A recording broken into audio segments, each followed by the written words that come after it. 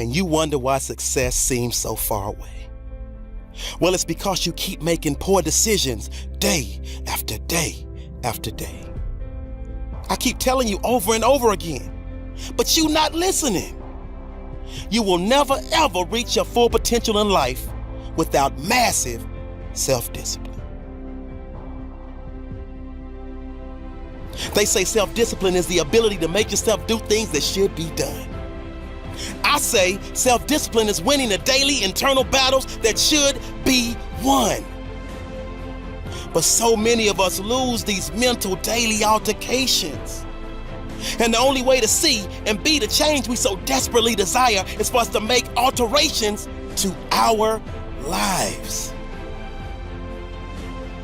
That means you gotta change. At first, it will seem strange because this requires you to rearrange the mental process of your brain in hopes to gain full control and ease the strain and pain of stepping outside of the comfort zone of your previous lane.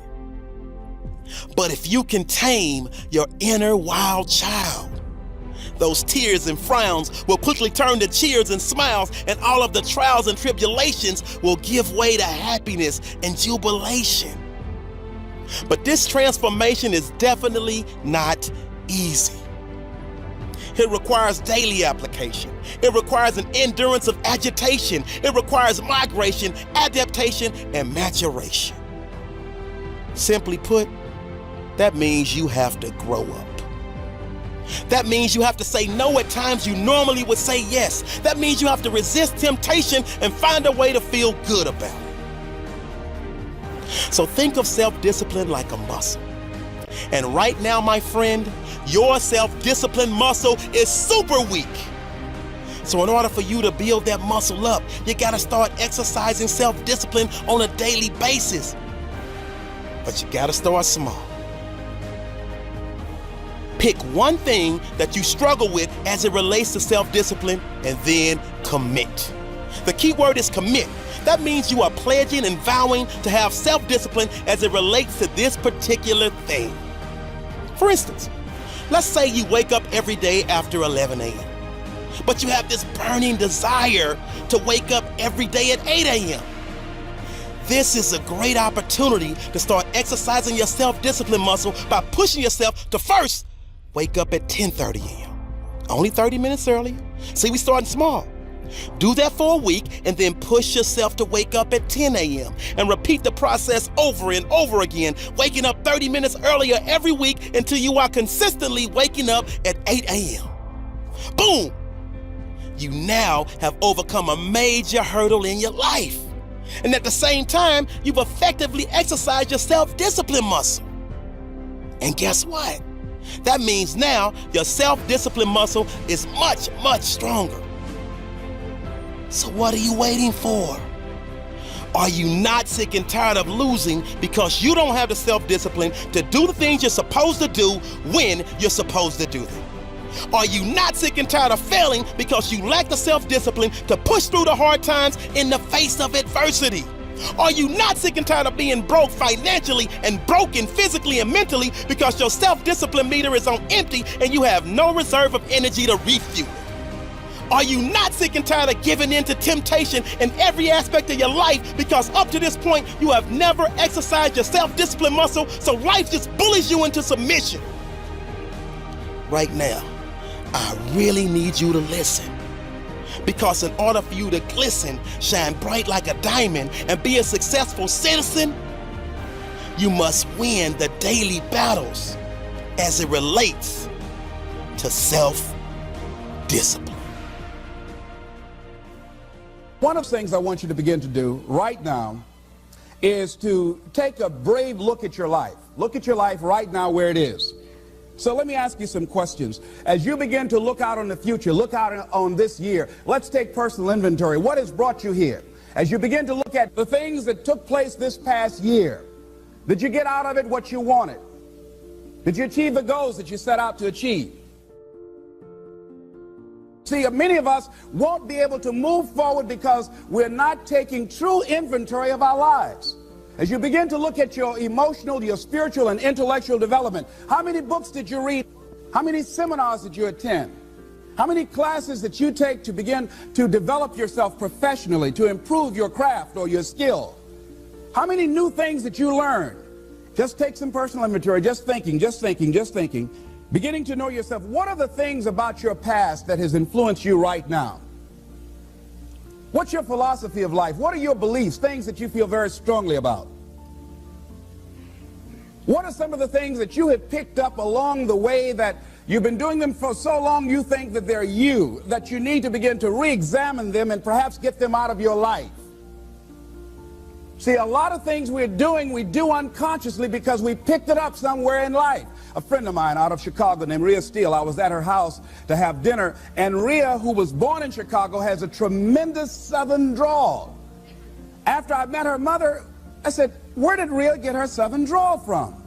She said, my sisters came up from Kentucky, and they used to be her babysitter. And she picked it up while in their presence. And Rhea still has that drawl. What is it that you've picked up somewhere in life that might be a liability to you?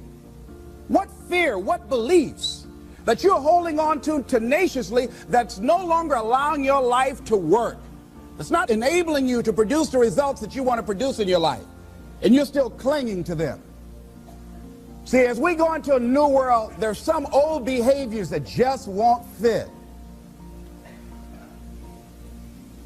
What are the events? What are the circumstances? What are the people that have shaped you? Just thinking. What are the things that you need to let go? Some things that have cost you pain, that's stifling your growth and development. What are those things? As you begin to look at your profession or your career, what is it that you need to do to begin to upgrade your skills or your knowledge, to continue for you to be competitive in the marketplace? As you begin to look at yourself and ask some of these questions, what is something that you're good at? Are you living your passion? Are you living your dream? What do you regard as your greatest personal achievement? What is the one thing that other people can do to make you most happy?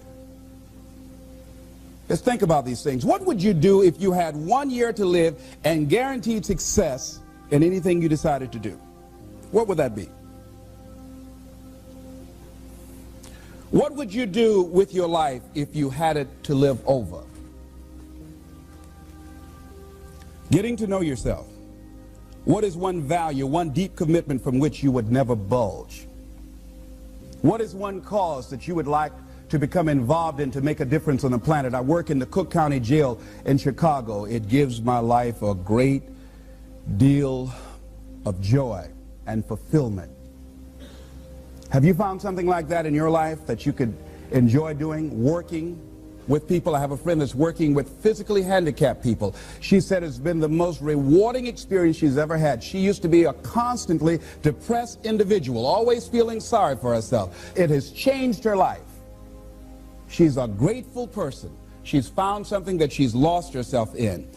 What is your biggest setback, failure, or defeat of the past year? Have you explored your natural talents, your gifts, by enthusiastically trying a variety of activities? Ladies and gentlemen, a lot of us have so much talent and abilities, we just put them back on the back burner or just left them aside someplace. Never did anything with them, never brought them out here. Used to do them extremely well in high school or college, or just had a natural gift and never did anything with it. What are you sitting on? What gifts are you sitting on? Have you resigned yourself to a life feeling that nothing can be done to change your future or your circumstances? Have you been afraid to try something different because you're afraid of how people will react to you or what they will think? Those are some of the things that I suggest that you begin to answer yourself. Now, here are some things that I suggest that you begin to look at working on to develop your character. Some things that will give you some personal strength. If you just decide, I'm going to keep my word. If I say something, I'm going to do it regardless.